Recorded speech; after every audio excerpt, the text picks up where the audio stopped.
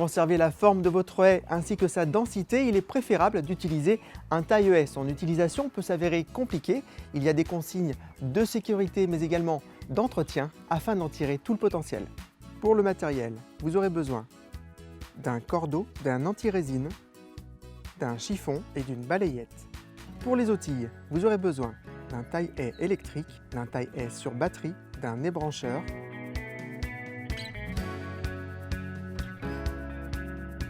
il y a le taille-haie électroportatif sur batterie, je vous le recommande pour des petits travaux de taille.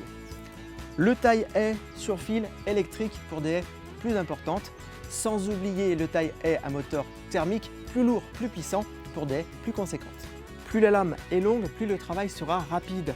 La largeur entre les dents de coupe vous indique le calibre, le diamètre des branches que votre taille-haie pourra couper. Certains modèles possèdent une poignée orientable, très pratique pour plus de confort, d'ergonomie dans votre travail.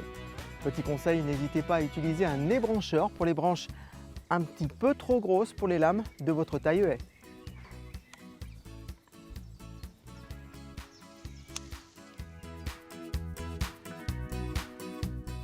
Fixez la hauteur et la largeur de taille à l'aide d'un cordeau tendu entre deux piquets. La taille de la pousse de l'année est une taille d'entretien. Évitez de tailler trop court en atteignant le bois. Côté sécurité, on s'équipe de lunettes, d'un casque anti-bruit et de gants.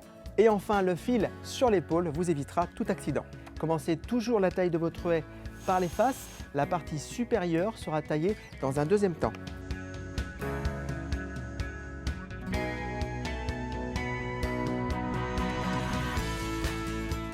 Préférez un mouvement circulaire. La lame est parallèle à la surface de la haie.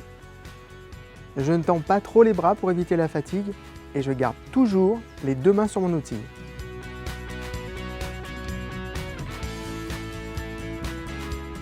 Balayez les lames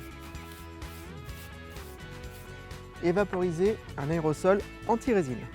On redémarre le taille-haie afin de faciliter l'action et la pénétration du produit entre les lames. Un dernier coup de chiffon et le tour est joué.